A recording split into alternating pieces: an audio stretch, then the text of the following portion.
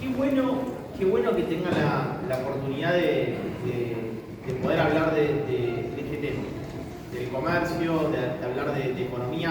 Acá tengo los profes, que voy a mencionar, a ver si levantan la mano los profes. Silvana, ¿dónde está? ¿Está por acá o no? Va llegando, Silvana. Está llegando. Cuando llega Silvana me dice, por favor. Sí. Claudia Nodal, ¿está o no? Patricia Rodar, no.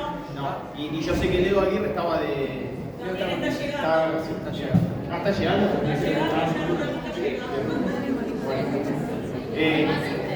¿Cuáles son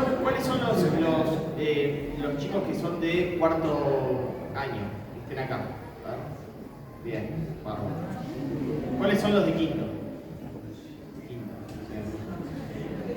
¿Hay Bariloche, no? Algunos se va. ¿Hay Bariloche, no? ¿Bariloche hay? ¿Sí? ¿Hay viaje egresado, no? Sí, pasa que el tema es Claro. el tema, te dejan la voz. Te dejan la voz de no. Claro. Bueno, cuando yo voy a orientar la charla a lo siguiente. Primero me interesa saber cuánto conocen de esto y la importancia de conocer de esto. Cuando nosotros estábamos en el colegio, yo fui el cardenal Copelo, por eso uno de mis profes fue el padre Eduardo Saloco, que fue el mismo colegio que el presidente de la Nación, Javier Milei. ¿Qué es lo que nos faltaba? Tratar de que podamos tener conocimientos que los podamos aplicar, que sean parte de nuestra vida. Y yo creo que hablar de comercio nos involucra a todos. ¿Por qué nos involucra a todos? Porque en definitiva el comercio es el último eslabón de todo lo que ustedes van a hacer con la capacidad de conocimiento intelectual que adquieran en el colegio en alguna fase de algo. El comercio es el último eslabón de ese proceso. Supónganse, van a estudiar abogados. Hay leyes laborales, hay leyes comerciales y efectivamente son parte de un eslabón. Supónganse que van a estudiar arquitectura. Hay que construir una planta de producción industrial. A partir de ahí, sector primario de la economía, se cosecha, se siembra algo, se produce, se agrega valor y termina en el comercio, que es en el supermercado donde ustedes compran.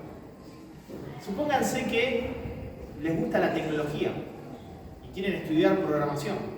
Ustedes todos tienen un celular y le compran más al algoritmo que efectivamente ya conocen lo que, o predice un poco los consumos de ustedes, que les va dando datos de aquellos que probablemente puedan llegar a comprar y van a estar trabajando en ese sentido. Por lo cual el comercio nos engloba a todos.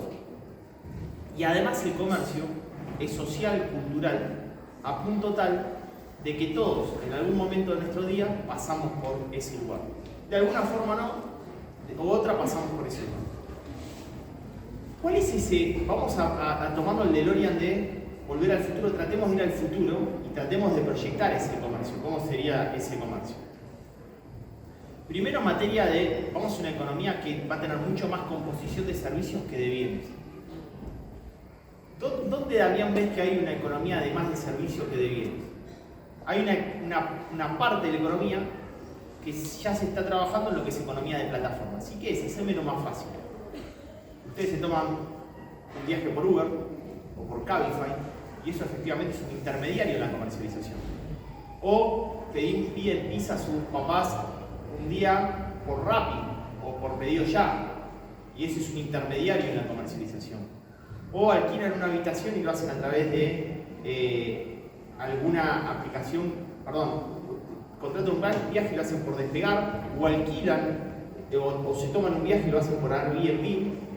Y efectivamente es intermediario en la comercialización. Cada vez la comercialización se intermedia más en plataformas comerciales.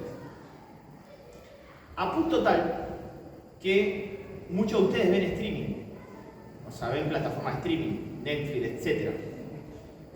Vieron que, y esto es interesante, respecto de lo que pasa en el comercio en materia de competencia. ¿Cuál fue la promesa de marca de Netflix? No les voy a poner publicidad. No van a tener publicidad. Y el próximo contenido de Netflix, como se hizo tan intenso, vieron que ahora tenés muchas plataformas.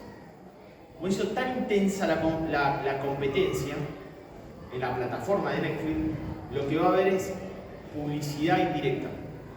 Un actor que va a utilizar determinado producto o comprar un servicio o paquete de salud de determinada marca o más. Hay algunos que vaticinan que como ustedes son la generación multitouch, ustedes puedan ver su serie favorita, se paren frente a la pantalla, le guste ese pantalón, hagan touch en la pantalla y los derive a un retail para comprar esa prenda. El futuro de la comercialización está mucho más en sus manos que en las nuestras. Porque probablemente ustedes estén programando y desarrollando ese futuro. ¿Cuántos de ustedes me vieron en alguna vez por televisión? Por televisión. ¿Alguno? ¿Ves? Es genial. Porque probablemente ustedes son la comunidad que mira redes sociales. Y viven y se informan por las redes sociales. ¿Cuántos de ustedes leyeron el diario? ¿Alguna vez? Porque probablemente ustedes se informan a través de otros medios. Y está bien, es otra generación. ¿Cuánto me vio alguno en redes sociales? A mí, eventualmente le dije, che, está Damián Lipachi, y me stalkearon para ver quién era, que venía a hablar. Y probablemente eso pasa porque es mucho más sencillo acceder a las redes que a otro tipo de plataformas. Ahora pensemos lo siguiente. Para un comercio, tener demanda implica conectarse mejor. Entonces, ¿qué hacía un comerciante de barrio hace 10, 15 años? Les mandaba un volante por debajo de la puerta para poder venderle algún producto. ¿Y hoy qué hace un comerciante para poder vender mejor? Contrata un influencer. Ustedes lo ven, que hay influencers de contenidos. Es el boca a boca del almacenero de barrio, el influencer. Porque si ustedes le ponen un like, efectivamente reproduce ese contenido y eso hace que el algoritmo vaya incrementando la capacidad de viralización de ese contenido. El comercio, que antes era social en el barrio, hoy es social en las redes. Y hoy se expande a través de ese tipo de plataformas digitales. Claro, en esta situación, cuando analizamos las cuestiones vinculadas a esa comunidad de redes, hay que tener mucho cuidado. Hoy una de las materias que más se trabaja en materia de comercio es la ciberseguridad. ¿Cuán seguro estamos en esos lugares? Y a ustedes también les habrá pasado que por ahí están chateando con alguien y no saben quién es, o están comunicándose, están dentro de una comunidad que a veces es bastante fuerte para seguir participando de determinados tipos de comunidades en las redes sociales. Voy a contar un caso que yo lo cuento en el libro, y se llama El bot del amor. En la pandemia, y es un caso real que yo lo tomé porque me pasó, en la pandemia me escribe una persona que se había en ese momento, como hoy existe Tinder como plataforma para contactos, para matching, en la pandemia, bueno, esas plataformas, si bien había otras plataformas, la mayoría se contactaba por Facebook y todo, porque no podía salir, entonces tenías contacto muy fuerte a través de ese tipo de plataformas. Entonces, un argentino se enamora de una norteamericana por redes sociales. Empiezan a entablar una relación solamente por chat. Y la relación se extiende casi 3 meses. En un momento la norteamericana toma la decisión de venirse a vivir acá en Argentina y venir a invertir acá en Argentina, tomando la decisión de venir a vivir. Por lo cual esta persona por redes me consulta a mí en qué podía invertir la norteamericana. Tenía para invertir $1,5 millones, ya se enamoraron unos cuantos, ¿no? Ya les interesa más el caso, ¿no? Sí. $1,5 millones, no era poca plata. Entonces, en ese momento, como estamos en medio de la pandemia, los activos argentinos, por ejemplo, los inmuebles estaban muy bajos, muy baratos. Y mirá, una alternativa, si ella va a tomar la decisión, es invertir en inmuebles. O invertir en algún tipo de acciones o bonos, pero yo invertiría en inmuebles. Me dice, bueno, me interesa y dónde podría ser. Y empezamos a chatear, ¿no? Me interesó el caso. Entonces, en un momento, él me dice, bueno, le digo, lo importante es que tenga en consideración que cualquier tipo de inversión que en Argentina le van a pedir el origen de los fondos y que obviamente se sepa en qué activos va a invertir y de dónde ella va a hacer ese tipo de transferencia.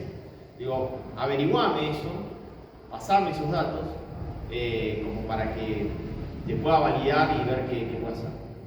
Bueno, ¿qué pasa? Esos datos nunca llegaron. ¿Por qué? Porque en realidad él estuvo chateando durante 3 meses con un algoritmo programado para blanquear activos. Se enamoró de un algoritmo. ¿Escucharon, no? Se enamoró de un algoritmo, el bot del amor. Y él nunca reconoció que se había enamorado de un algoritmo programado para llegar a esa instancia y para blanquear activos. ¿Qué es blanquear activos? Guita del narcotráfico, guita de actividades ilegales, venta ilegal, explotación. Y necesitan de alguna manera blanquearlos a través de enganchar un tipo como este y efectivamente que el capital llegue, lo hunda en un bien y efectivamente puedan blanquear ese tipo de activos. Esto que le pasó a este muchacho le puede pasar a ustedes. Tienen que tener mucho cuidado con quién contactan, cómo los contactan y por qué los contactan. En todos sentidos. Porque cada vez hay más algoritmos programados. De hecho, parte de la comercialización, ustedes habrán escuchado que está la dark web, la web como negra, donde efectivamente es peor esa situación. Vendría a ser como el comercio formalmente establecido, el comercio negro eso. Vendría a ser la salada de la web. La salada de la web. Hacia adelante, para una pequeña empresa, para un pequeño emprendedor, hay muchas oportunidades. Y ojalá que el proceso educativo les permita algo que a mí no me lo permitió. Y que ustedes empiecen a trabajar con esto desde este lugar. Incluso los docentes y la escuela. Yo en el año 2015 voy a Finlandia. Y tengo una entrevista con Pasi Silander. Pasi Silander es quien revolucionó la educación en Finlandia. En Finlandia dejaron de estudiar la currícula escolar por materias como estudian ustedes y se estudian fenómenos. ¿Qué es estudiar un fenómeno? Por ahí que ustedes tengan la inquietud del medio ambiente. Entonces, la currícula escolar se cruza matemática, lengua, ciencias naturales, ciencias sociales sobre ese fenómeno. Ustedes adquieren el conocimiento y lo ponen en práctica para estudiar el medio ambiente. Ya no son, en ese caso, egresados de un colegio solamente a nivel intelectual, son intelectuales de la praxis. Ustedes aplicaron el conocimiento a algo. Es mucho más estimulante. Yo les hablo a ustedes sobre estos casos y los estimula mucho más porque son casos concretos, casos que a ustedes les pasan, casos que probablemente swipean en internet y están a un metrito de lo que les estoy contando. Entonces saben de qué se trata. Es mejor cuando el conocimiento se articula sobre algo que uno tiene interés, tiene inquietud. ¿Y qué es lo importante y qué es lo que necesita Argentina? Que cuando salgan del secundario, ustedes salgan con la capacidad, no de buscar un laburo, sino de que también puedan emprender. Que ustedes puedan emprender. Que ustedes puedan desarrollar su pequeño negocio, su pequeña empresa, su pequeño emprendimiento. Porque la vida cambió. Porque antes uno tenía el sueño de salir de la escuela y ir a buscar trabajo. Y ahora la escuela te tiene que dar las herramientas. Ustedes tienen que pensar y decir, che, ¿para qué yo puedo emprender? ¿Saben cuántos de ustedes de su edad me contactan a mí para desarrollar mis redes sociales? Decenas de su edad. Yo la doy a ustedes volanteado para comercios. Ustedes a su edad, si quieren buscarse una chanda, pueden editarme a mí. Porque todos todos ustedes, saben editar en redes. Y algunos editan mejor que otros. Es la changa de el chico de secundario que pueda tener recursos. Eso es genial. Los libera de pedirle a su viejo la guita para irse al boliche. Todo lo que puedan hacer para aprender y todo lo que puedan hacer para hacer ahora, háganlo. Háganlo. Todo lo que sea praxis, háganlo. Todo sirve, todo acumula. Se van a frustrar en el medio, en algún momento por ahí no les pagan bien o les gustaría que les paguen mejor, no importa. Acumular un capital de conocimiento que es lo que más vale en la vida. Cuando ustedes están en la secundaria, ponderan mucho hacia adelante el capital económico. Hacia adelante. Pero en el presente, la educación te da algo que ustedes lo ponderan más que el capital económico, que es el capital social y cultural que adquieren con sus compañeros. Es enorme. Es lo mejor que les puede pasar en esta instancia. Y a partir de ahí piensan que solamente es el capital económico cuando salen de acá, porque tienen que empezar a laburar, porque tienen que empezar van a estudiar en la universidad, etc. Y empiezas a pensar en cómo vas a materializar los conocimientos. Pero nunca se olviden de que lo más importante es capital social, capital cultural, capital de conocimiento y capital intelectual te lleva a, en algún momento, poder tener el capital económico. Y capital económico no sustituye los otros 4 capitales. Tenganlo claro. No me sacas ni en pedo un canal de televisión porque yo no vaya a jugar al fútbol aparte con mis amigos.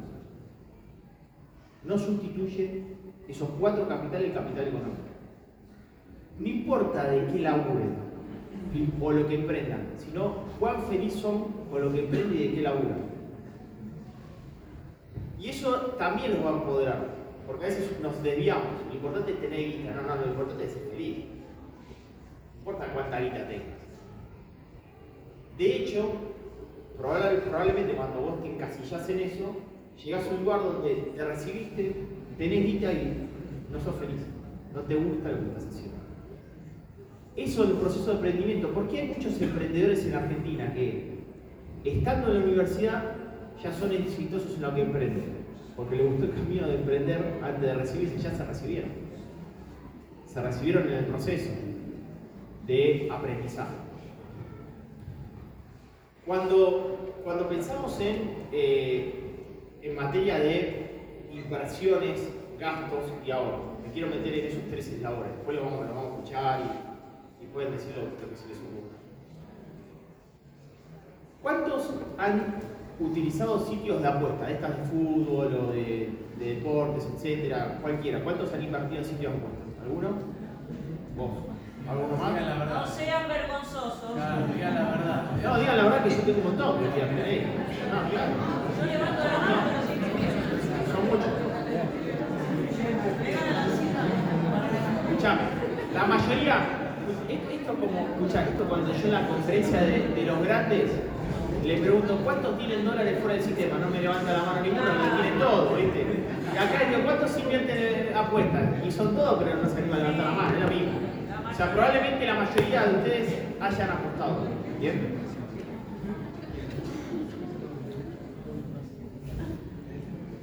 ¿Cuál es la diferencia entre una apuesta y una inversión? La apuesta es el azar, la inversión tiene fundamento. ¿Estamos de acuerdo?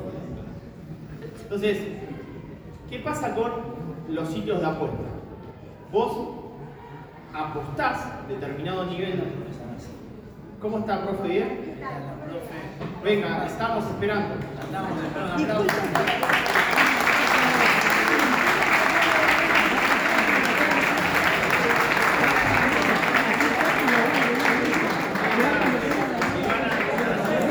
Voy a votar hoy es la votación del Consejo de Profesionales de Ciencia Económica. ¿Qué grande? ¿Vos sos economista o contador? Contador. Bien, muy bien, muy bien. Bien. está Leo también allá. Por favor, Leo Aguirre. Y también que vea Leo, que venga Leo. ¿Dónde está? Venga.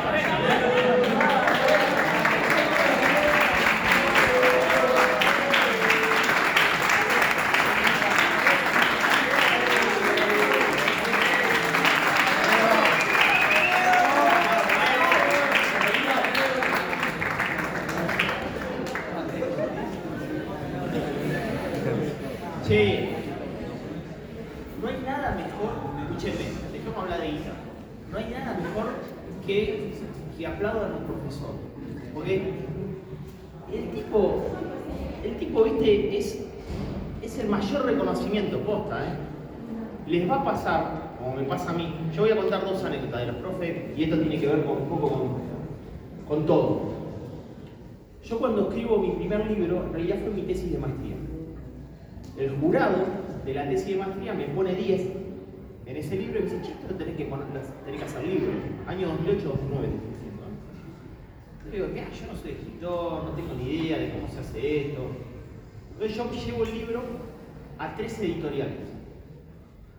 Una en la que yo tenía que pagar el libro, otra en la que me ponía una parte y otro que me financiaba yo, y una que directamente me imprimía el libro, me lo editaba y distribuía, que era la colección de economía de UDEVA, de la Universidad de Buenos Aires, era muy prestigioso. Por lo en principio que dije, bueno, lo llevo acá, pero primero me va a llamar en la de economía, voy a poner yo, o sea, la primera instancia es decir, voy a poner para invertir.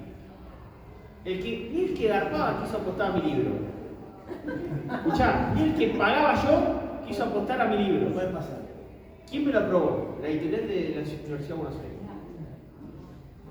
Mi libro, el primer libro era de comercio. El libro que ustedes están trabajando es un libro donde fue muy exitoso ese libro, era sobre el futuro del comercio minorista en Argentina, que fue la colección de economía de UDEVA. Me llama la editorial Urano, es una editorial española, y dice, Dipachi, ¿usted se acuerda de lo que dijo hace 10 años? Bueno, le apegó muchas situaciones con fundamento de lo que terminó pasando.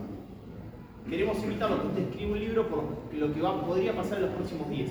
Y ese es el libro del futuro del comercio que se viene. Yo, en aquel momento, recibo mi libro, y esto no es azar, nadie los va a venir a buscar, ¿eh? Ustedes tienen que hacer algo para que efectivamente lo que ustedes hagan se pueda visualizar.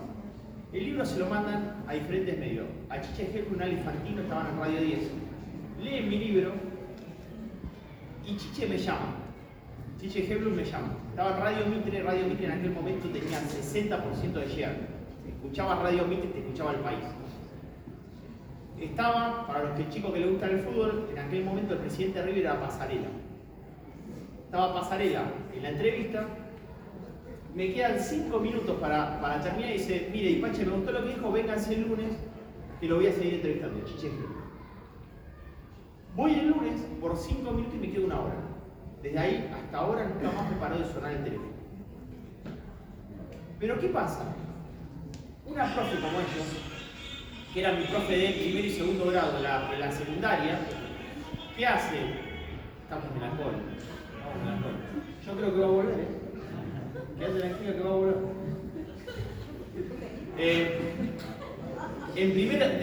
Mi profe de primer y segundo grado, Rosita, me ve en la tele y se entera de que yo voy a presentar el libro. Se viene de 9 de julio, se toma un bondi a la presentación de mi libro. Fue el regalo más maravilloso que recibí en mi vida. Pero de serio lo digo, porque ellos no se van a olvidar más. Ellos no se van a olvidar más de ustedes, pero ustedes no se van a olvidar más de ellos. Ustedes en el futuro, hoy no se van a dar cuenta, ustedes en el futuro van a ser una parte cada uno de ustedes, ellos y ustedes respecto de ellos. Eso es maravilloso, eso es hermoso. Hoy no se van a dar cuenta de lo que les digo, pero acuérdense que un día escuché a este muchacho y vino la profe, vino el profe, y se van a acordar, porque le dieron lo más importante de la vida, que es capital de conocimiento, capital cultural. Ese fenómeno lo quería decir porque es muy importante. ¿Trabajaron el libro con los chicos? Ya empezamos a trabajar. Bien. Los chicos de quinto año, la verdad, trabajan muy bien. Me gustaría que Gretel quisiera que comentes qué te pareció el libro. Para hacer una pregunta. Sí. ¿Podemos, no? Empiecen la pregunta. Sí, a mí me gusta más. Que empiecen las preguntas. Hay una parte del libro donde mencionas un comentario que me pareció, voy a hacer dos cosas personal. Vos decís que los trabajadores desarrollan 2 horas menos por semana tareas rutinarias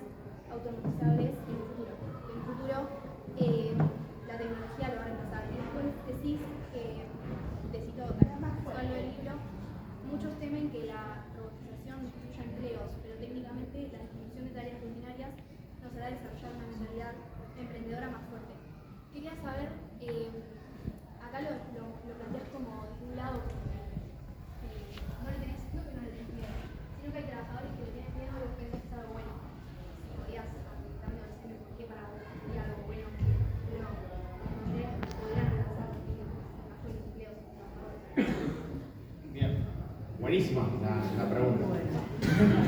Pará, yo quiero saber, ¿qué mandó?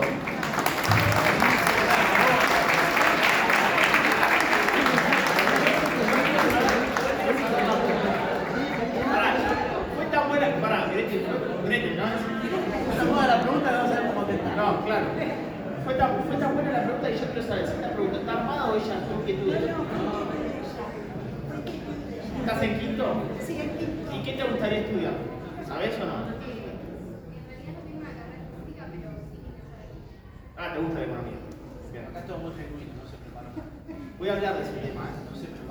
Voy a hablar de qué vamos a hacer en el futuro, qué podemos pensar para estudiar. Bueno, vamos a responder la pregunta de Grete. Había en la historia, que me enseñó Saloco, había un proceso que se dio en la Revolución Industrial. ¿Qué era la Revolución Industrial? La Revolución Industrial, la etapa mercantilista de la economía, ¿qué se vendía en el comercio? Los artesanos elaboraban productos y lo elaboraban en forma artesanal a mano, manufacturados, pero no existía la manufactura, lo hacían en forma artesanal. Hacían vasijas de barro, las confecciones eran hechas por ellos, hilaban ellos. Con el comienzo de la Revolución Industrial, ¿qué es lo que pasa? Vienen las máquinas. Y las máquinas trabajaban en escala y sustituían el trabajo artesanal. Entonces, había un proceso llamó ludismo. Era como el sindicalista de aquel momento, Luder, que dice, bueno, la única forma de detener el proceso de avance es ir a destruir las máquinas de todas las industrias. Y iban y querían romper la máquina. ¿Para qué? Para que no le saque el trabajo al artesano. No pudieron. Y el proceso de revolución industrial significó el mayor nivel de crecimiento y bienestar social de la humanidad. Porque pudimos otorgar más bienes en más cantidad, a menor precio, y mucha gente que estaba a nivel de pobreza se convirtió en clase media, porque se insertó respecto de esa máquina que estaba produciendo.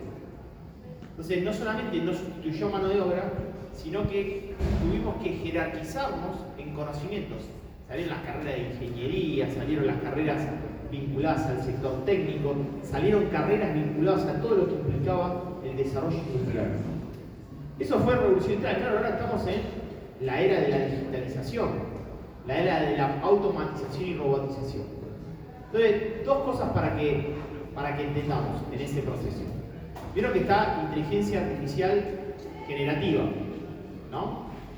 ¿Cuántos chatean por ChatGPT? Levanten la mano. O por cualquier inteligencia artificial, la mayoría.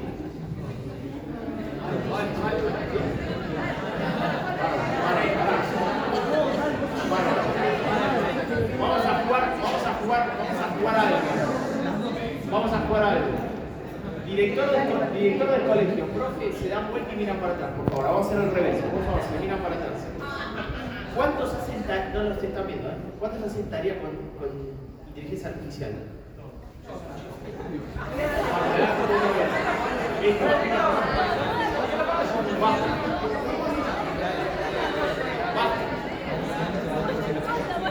Escúchenme. El proceso es que nos ayude en el proceso de conocimiento. Está buenísimo. Que lo utilice como herramienta, no es malo. Está bueno. Pero sí tenemos que tener capacidad crítica para entender lo que nos está diciendo la inteligencia artificial. Entonces, ahí hay un dato interesante respecto a lo que nos pregunta Grete. Fíjense lo que pasó, yo tengo un streaming, los invito, se llama Economía de Quincho, los lunes lo hago. El lunes va a venir un capo, se llama Seba Campanario, al Quincho. Escribe la contratapa de economía y hace justamente, en el campo de la economía, se dedica al campo de la tecnología. El último informe que presenta Seba cuenta lo siguiente, que el desarrollo de inteligencia artificial generativa, muchos procesos de atención al cliente de empresas que invirtieron fortuna, que estaba vía algoritmo robotizado por un bot que respondía, lo tuvieron que desestructurar. La gente quiere contacto humano. Mucho proceso de inversiones de empresas, fortuna que invirtieron en empresas, en algoritmos programados, los tuvieron que sacar porque los humanos no se correspondían con eso y lo hicieron programar humanos que no entendían sobre programación y hicieron desastre en la empresa. El ser humano es un ser social. Y por más que ustedes estén mucho tiempo en el celular, todavía quieren seguir juntándose presencialmente. A futuro, el diferencial va a ser que ustedes se junten presencialmente. ¿Cuántos fueron a recitales en el último tiempo? ¿Cuántos alguna vez fueron a un recital? Levanten la mano que alguna vez fueron a recitales. Algún recital, cualquier cosa. Bien, varios. Bueno, ¿a quién? Matías Becerra, ¿eh? Bien. Bueno, escúchenme. Cada vez hay más recitales y eso es presencial. Y es una presencia única, no puede ser sustituido la presencialidad. El ser humano es un ser social, nació en comunidad, y el intercambio social y cultural es parte de nuestro ADN. Cuando lo intermediamos vía la digitalización, ¿qué nos empieza a pasar como seres humanos y a ustedes? Empieza la ansiedad y depresión.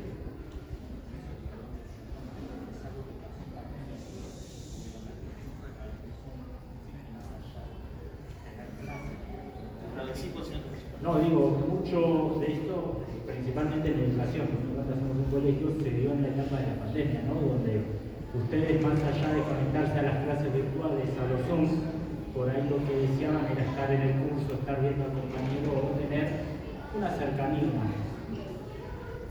Porque es muy importante que entendamos que hoy, en términos económicos, la digitalización es un commodity. Todos estamos digitalizados. Todos. Ustedes se juntan, hacen un Zoom, se conectan por las redes, hacen un posteo, quieren poner más historia para que los tengan más view, etc. Todo está digitalizado. Ahora, la presencia es insustituible. Y cada vez vamos a querer juntarnos más, porque va a ser el diferencial. Es re loco lo que les estoy diciendo. Pero su generación va a valorar más la presencialidad que la ausencia. Si no se dan cuenta, van a estar recontra comprometidos respecto de su salud mental. O sea, lo que le va a pasar es ansiedad y depresión. Depresión porque les falta ese contacto social y ansiedad porque siempre les está faltando algo. Y eso es lo que les está faltando. Es más, ¿alguno tiene remera de Supreme? ¿O tuvo una remera de Supreme? Es una marca Cool Kids de mucho valor en Norteamérica y solamente se vende online. Solamente se vende, es un caso del libro. Solamente la pueden comprar online. ¿Qué hizo la marca? Porque sentía que sus consumidores, que son de su generación, los veía insatisfechos. Tienen solamente locales de experiencia, cómo experimentar la marca. Con rampas de skate, porque es muy urbana, lugares donde hay café para que ustedes se junten. Por lo cual, el futuro no es la conectividad digital, es la conectividad social. La conectividad digital es un puente para la conectividad social. Tenemos que pensar el futuro del comercio por esas vías. Nunca en la historia del fútbol, que es el principal deporte a nivel mundial, hubo tanta convocatoria en estadios presenciales. Y todos los pueden ver por TV. Nunca. Todos quieren ir a ver el partido de fútbol. Los invito a que vean imágenes en YouTube, agarren cualquier partido, llegan a su casa, chequen a ver si lo que decía Ipache tenía razón. Fíjense la Bombonera en los 80, estaba vacía. Y no había digitalización. Hoy el diferencial es que estemos pudiendo reunirnos acá en clase, es re loco. Sí, porque pasamos con la pandemia. Total. Bueno, entonces, disparó tanto la pregunta de Gretel, pero para mí la robotización o automatización va a ser un proceso que va a mejorar el nivel de productividad de la economía. Probablemente no todo esté automatizado, no todo pueda ser robotizado, probablemente vayamos a un nuevo escalón y probablemente la inteligencia artificial generativa sea un gran socio. Ustedes hoy levantaron la mano y ya es un socio. Probablemente hacia adelante lo siga haciendo. Es más, todo lo que estudien, no se frustren porque va a perimir muy rápido el futuro. Vamos a ser permanentemente estudiantes, porque el cambio que se viene es muy dinámico. Yo estudié carrera de grado, comunicación social, posgrado en economía en la Universidad de Ciencias Económicas, maestría en marketing estratégico, doctorado en economía, escribí 5 libros de economía. Mi conocimiento va perimiendo. Si yo no me actualizo, va perimiendo. Mi mujer acaba de terminar la carrera de ciencias de datos.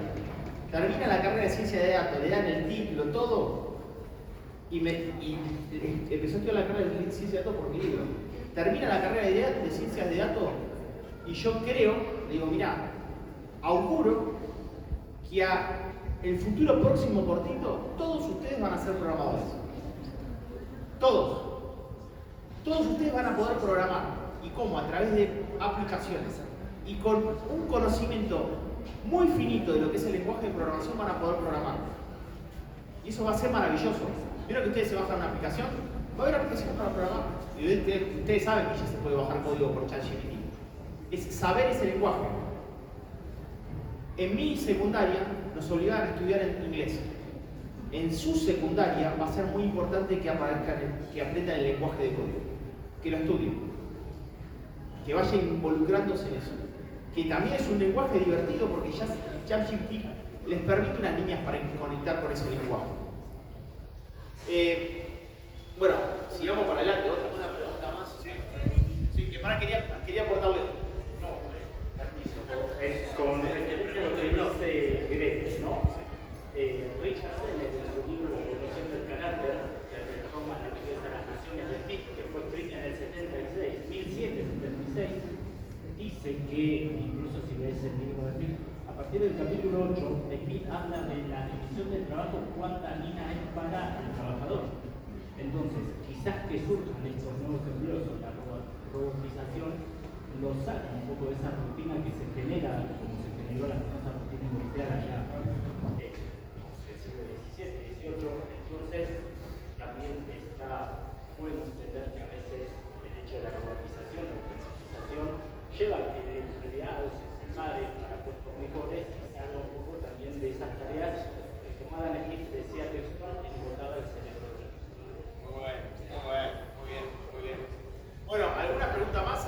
Ahí, vamos, nombre. El endeudamiento externo es... ¿Cuánto? Ya. El endeudamiento externo es una herramienta de desarrollo o un mecanismo de dependencia. Muy bien. Bueno, ¿escucharon todos? El endeudamiento externo es una herramienta de desarrollo o un mecanismo de dependencia. Pregunta Ian. ¿Qué pasa? Argentina tiene una deuda externa muy importante. Y este año, lo que está haciendo Argentina logra superávit fiscal. ¿Qué es superávit fiscal? Para que lo entiendan fácil. Es la recaudación de lo que tiene nuestro Estado nacional, lo que obtiene el gobierno por la recaudación a nivel impositivo, a nivel de impuestos que cobra por diferentes vías. Hoy su nivel de gasto está por debajo de su nivel de ingreso por esa vía. O sea, tiene superávit. Tiene ingresos por encima de su nivel de gasto. Eso se llama superávit. Es el superávit fiscal primario, se llama. Pero después tiene lo que se llama la cuenta financiera. La cuenta financiera argentina tiene deuda doméstica y deuda externa. La deuda externa es muy grande de Argentina y se mide en términos de cuánto es lo que produce nuestra economía en términos de un año respecto de cuánto debe respecto de eso producido. En este momento aproximadamente está entre el 70 y 80% de lo que produce la economía argentina. El problema hacia adelante es, ¿el endeudamiento externo nos permite desarrollarnos o es dependencia? Que es lo que nos pregunta Ian. Primero, las deudas hay que pagarlas. Y es un principal dato, porque si yo no pago una deuda, el almacenero no me va a querer vender más. Y además le va a decir al barrio, che, este no garpa.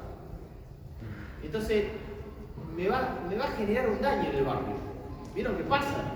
Que no paga, es mal visto. El barrio es el mundo. Dice, che, Argentina no paga, no le prestes más, no pongas guita ahí porque no va a ser lícito lo que haga. Entonces, las deudas hay que pagarlas. ¿Qué pasa? Argentina en este momento no está tomando nueva deuda. Lo que está pagando es la deuda anterior. Y en principio, ¿cómo la está pagando? Con un concepto fácil para que ustedes lo entiendan. Con el Fondo Monetario Internacional, lo que hizo es un cambio de cheque. Tiene una deuda con un vencimiento, rompió esos cheques, se vencían ahora, y dijo, bueno, pagala en 4 años la deuda. No la pagues ahora, pagala en 4 años. Entonces eso le da oxígeno financiero a Argentina, porque si la tendría que pagar ahora sería imposible. Entonces, las economías se desarrollan, ante la pregunta de Diana, si yo la deuda la puedo utilizar para adquirir una máquina, para adquirir tecnología, para mejorar las rutas, para mejorar los caminos, para mejorar un puerto. En este momento, Argentina está adquiriendo deuda para pagar deuda pasada, pero todavía no adquiere deuda para invertir en capital. ¿Qué es esto? Adquirir una máquina, generar mejores caminos, mejores rutas, etc. ¿Por qué? Bueno, porque todavía está en un proceso donde el mercado internacional no lo financia Argentina. Todavía el almacenero está chamullando en el barrio que Argentina todavía es un deudor malo. Entonces nos cobra una alta tasa de interés por ser un deudor malo. El jamón crudo, en vez de valer 1.000, a nosotros nos lo cobran 3.000, por si la duda, porque no lo vamos a agarpar. Entonces, en esta etapa solamente estamos pagando la deuda pasada, pero para desarrollarnos, el almacenero nos tiene que dar el jamón crudo a menor valor para que nosotros lo podamos pagar y comprar la máquina de jamón. Bien. Y ese proceso todavía no se está dando, pero se tiene que dar. Yo soy un desarrollista. Yo tengo idea de el desarrollismo del frontispicio, que ustedes no lo conocieron, no saben ni quién es. Pero ¿qué es la etapa del desarrollismo en Argentina? Yo incentivo a ciertos sectores de la economía para que agreguen valor. Hay 4 sectores en la economía. Sector primario, que es el sector del agro. El sector del agro es todo lo que es grano, todo lo que es sector producción primaria de la economía, trigo, maíz, soja. Ese sector se siembra, se cosecha y después pasa a la industria. Cuando ustedes compran la barrita de cereales, eso es valor agregado, se le agregó proceso de confección, se le agregó un packaging, se le agregó miel, eso es valor agregado, es industria. Sector terciario de la economía es servicios, se tiene que transportar eso se tiene que generar un almacenamiento, se tiene que vender, el comercio interviene. Y ahora, y acá es importante, ese para mí es el desarrollo más importante que debería atravesar Argentina y que ustedes sean protagonistas, el sector cuaternario de la economía. ¿Cuál es el sector cuaternario de la economía? ¿Y qué es lo que agrega valor en ese proceso de desarrollo, integración de desarrollo? Robótica, informática, genética, biotecnología, sistemas, todo lo que tenga que ver con el capital de conocimiento. Eso es el desarrollo real de un país. Cuando uno puede ir incorporando sector a sector y ir agregando valor. Ustedes van a ser protagonismo de ese desarrollo. El presidente, medio en joda, medio en serio, en algún momento, ahora yo después le voy a decir mi respuesta, me dijo, tengo un pensamiento desarrollista de la economía, me dice, bueno, es socialista, eso es un socialismo edulcorado eso. Yo le dije, vos te vas a convertir en desarrollista liberal. ¿Y qué es un desarrollismo liberal? Es generar incentivos, como él quiere, por ejemplo, el sector cuaternario de la economía, en lo que tiene que ver con que Argentina tiene que ser un hub tecnológico. ¿Pero cómo? Bueno, te bajo ciertos niveles impositivos, te genero ciertos incentivos para que efectivamente vengas a invertir en ese sector de la economía, que es el sector cuaternario de la economía. Pero algo importante, crecer no es desarrollarse. Una economía puede crecer, pero no estar desarrollándose en forma paralela. Entonces, la pregunta de Ian es clave. Yo me endeudo y tomo capital para poner una máquina que me haga producir más y mejor. Yo me endeudo y tomo capital para abrir una empresa y ponerle tecnología que me haga crecer más y producir más bien en menor cantidad de tiempo. Ese proceso que me pregunta Ian, todavía en Argentina no se está dando, nosotros estamos pagando deuda pasada, todavía no pudimos salir a que el almacenero del mundo confíe en mí y nos venda el jamón crudo a menor precio. Es un poco lo... Me voy a permitir salir un poquito del libro y ser más, una pregunta más casera, Damián, o sea, una pregunta más. A mí mi abuelo, mi papá, me dijeron, nunca podés gastar más de lo que te entra. Y te lo llevo a una casa, ¿no? Porque una vuelta me dijo, mi papá, me decía, un país es como una casa. Vos lo tenés que administrar tal cual una casa.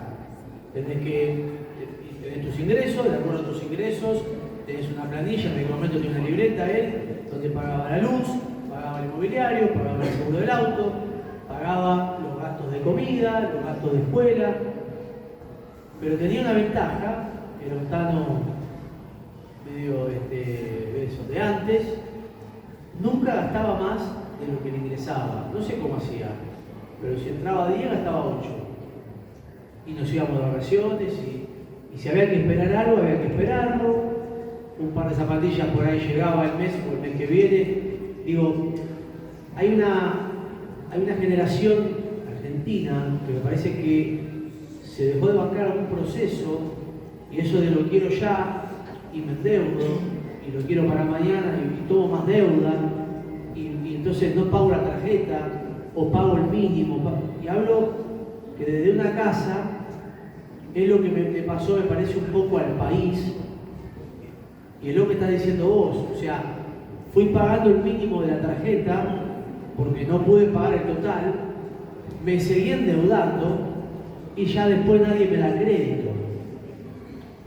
Ahora, ¿cuántos de los argentinos estamos dispuestos a esperar un proceso?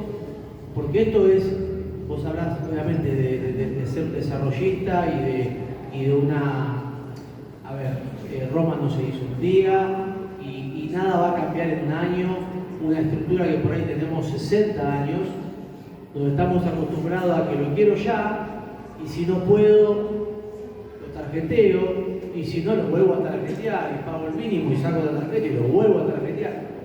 Y te metes en una bola de nieve que no salís más, y después decimos, pucha, pero qué mal este gobierno, que no me deja gastar como me gusta gastar a mí, o comprar como me gusta comprar a mí, o irme de vacaciones todos los años y cambiar las zapatillas, cambiar el celular y comprar. Y a veces esos procesos me parece que la Argentina no tiene muchas ganas de por ahí, digo yo, es una pregunta, ¿no?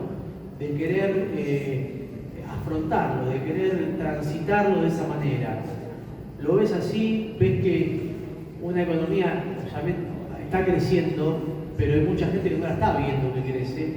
Por ahí lo vemos, lo que estamos o en otro lugar o en otro espacio, o lo vemos desde un estudio estadístico que está creciendo, pero el que la rema día a día por esto lo está viendo, y no sé la paciencia que le queda para ver crecer la microeconomía, ¿no?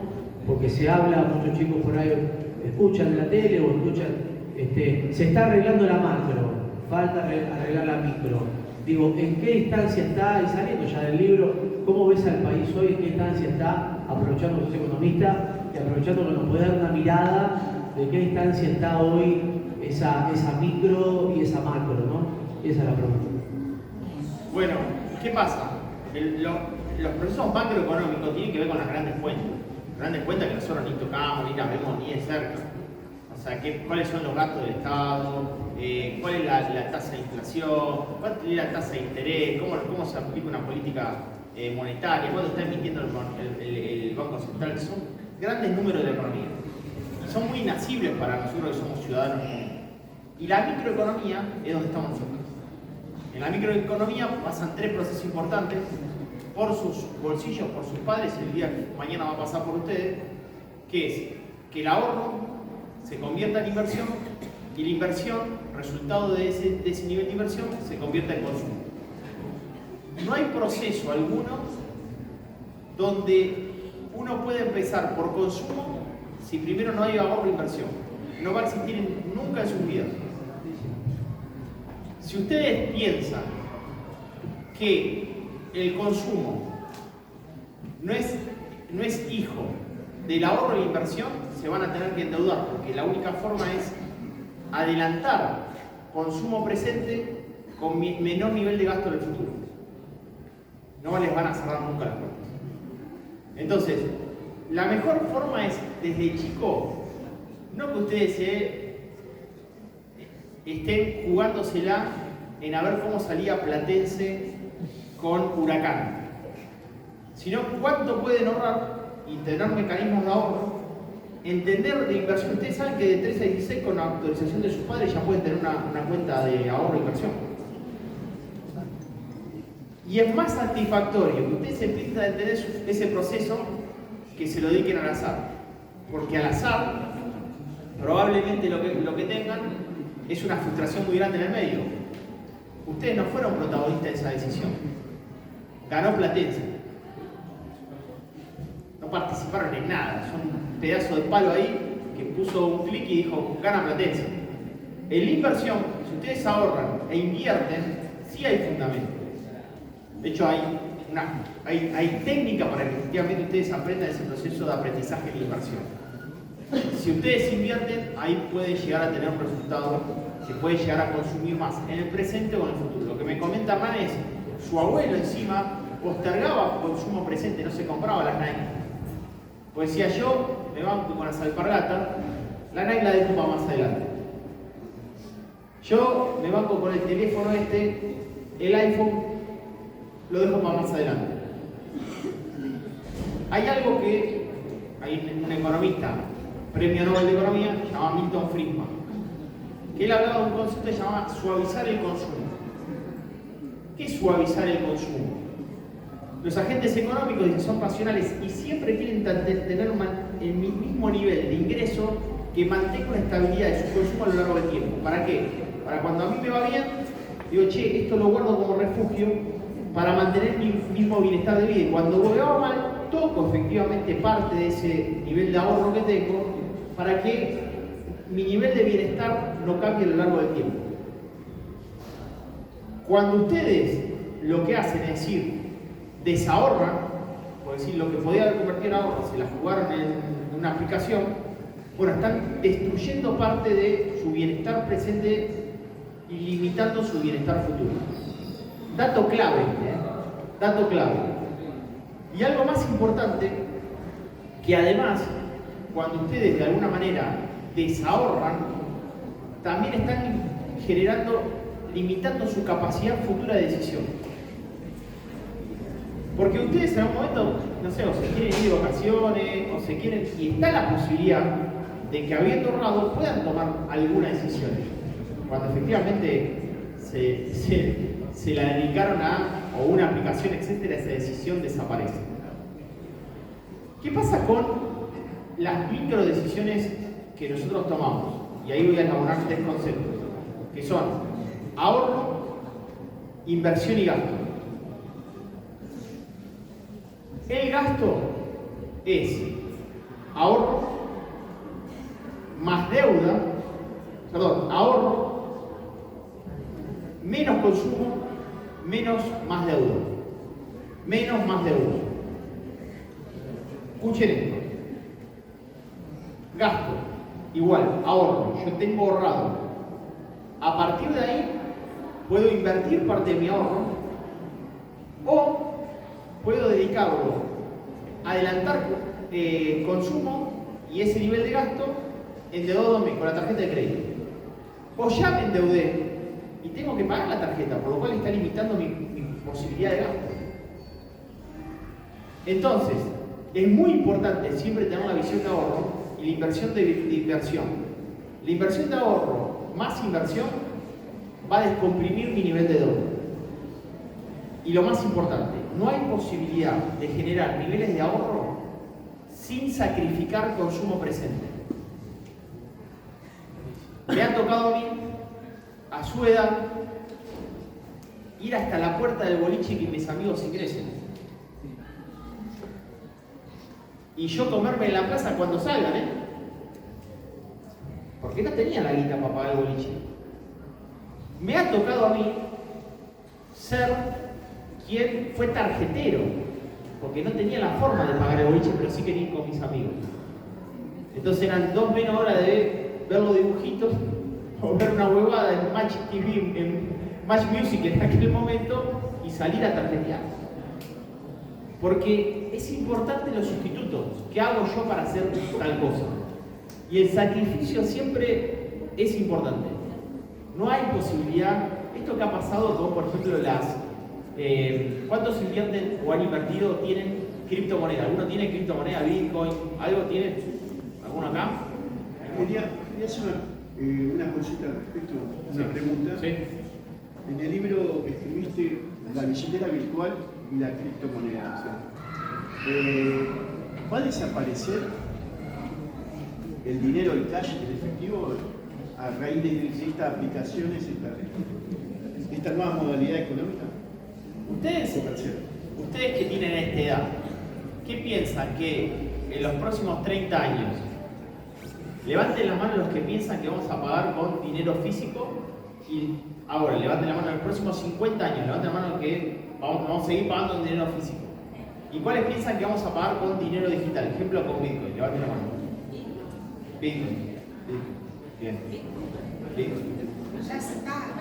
Ya se va. Pero bueno, pero todavía no es generalizado. Bueno, ¿saben lo que es un medio de pago? Es el nivel de socialización del medio de cambio que decide la sociedad adoptar.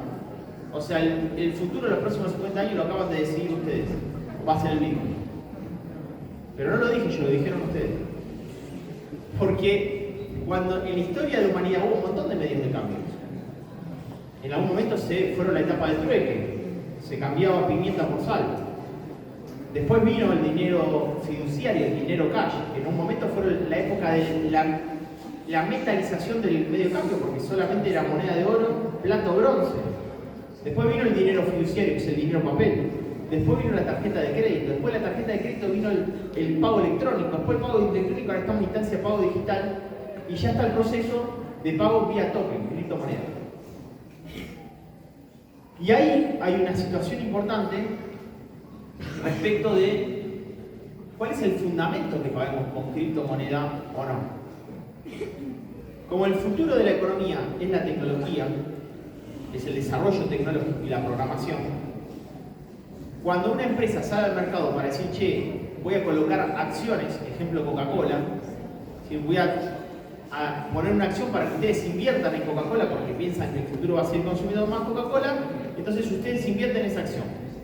¿Qué hace un programador? Como un programador no puede emitir una acción, emite un token. Un token es una unidad criptográfica que tiene valor cero en el momento que el tipo lo emite.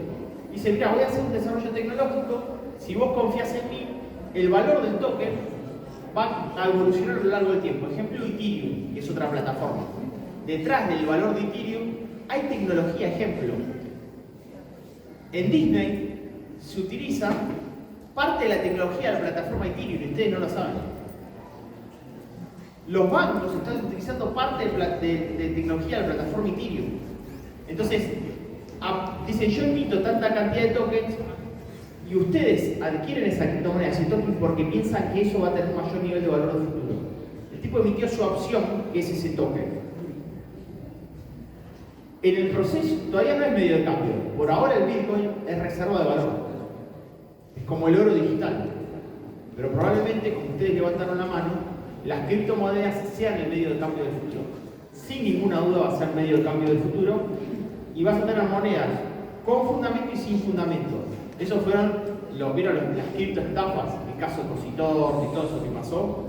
Porque no había fundamento alguno, no había ningún programador, no había tecnología, no había desarrollo de nada.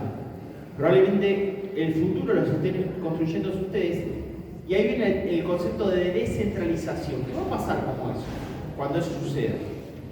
Si los que emiten monedas son los gobiernos y los bancos centrales, que es el peso que yo tengo en el bolsillo, la moneda como medio de cambio va a circular por iniciativa privada. Es decir, ustedes van a tener un token, van a desarrollar una tecnología, esa criptomoneda va a empezar a circular en el mercado y cada uno va a decir qué medio de cambio elige. Va a estar en competencia en el sector privado. y probablemente circula a la par de los medios fiduciarios. El caso del Bitcoin surgió justamente frente a la frustración del mundo cuando fue la crisis financiera internacional, en el año 2008-2009, donde muchos vieron que se perdía el valor de su dinero, porque el valor de las hipotecas se desplomaron, porque el valor de todo lo que tenía el dólar se liquidaba. Entonces salió efectivamente este protocolo que es el caso del Bitcoin. Y fíjense que un Bitcoin que valía nada, hoy está valiendo $107.000 por Bitcoin. O sea que efectivamente hubo una apreciación. ¿Y cuál es el principio por el cual el Bitcoin se aprecia a lo largo del tiempo? Principio fundamental de la economía, la escasez. Hay cierta cantidad de Bitcoin emitidos y que se van a lanzar hasta los próximos 150 años. O sea, ni siquiera ustedes lo van a terminar de ver la última emisión de Bitcoin.